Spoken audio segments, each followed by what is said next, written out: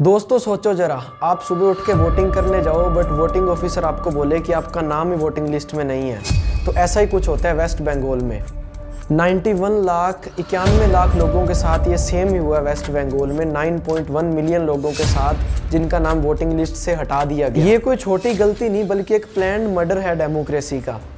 BJP government और election commission ने मिलकर वेस्ट बंगाल में देश की सबसे बड़ी वोटिंग चोरी की है, जिसका खुलासा आज हम आपके साथ करेंगे। 9.1 मिलियन वोटर्स को लिस्ट से हटा दिया गया। तो आइए शुरू करते हैं। इलेक्शन कमीशन ने इसको नाम दिया SIR, mean special intensive revision.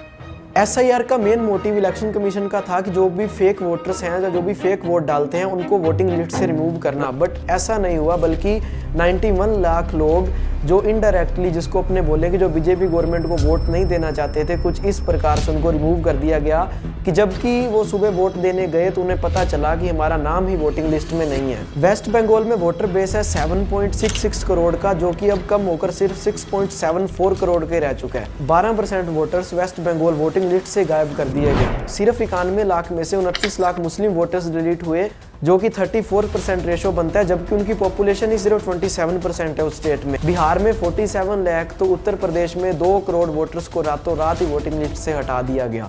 तो ऐसा ही कुछ होता है वेस्ट बंगाल और इस बार की जो वोटिंग हुई है वहाँ। और सबसे शॉकिंग बात तो दोस्तों ये है कि जिस स्टेट में जिस एरिया में वोटर लिस्ट से वोटर्स को हटाया गया, उसी स्टेट में ही बीजेपी की विन हुई है, उसी स्टेट में ही बीजेपी जीती है। बीजेपी गवर्नमेंट का कहना है कि सबका साथ सबका विकास, लेकिन असलियत कुछ और ही है जो आज हम आपको बताएंगे। वैसे तो ये विश्व गुरु बनने का सपना देखते हैं, लेकिन अपने देश में वोटर्स को वोट देने से रोका जा रहा है। 2014 में इनका कहना था कि हर एक वोट मायने रखता है, लेकिन आज ये उसी का उल्टा कर रहे हैं। अपनी मर्जी से वोट डलवा रहे हैं और अपनी मर्जी से वोटर्स को डिलीट करवा रहे हैं।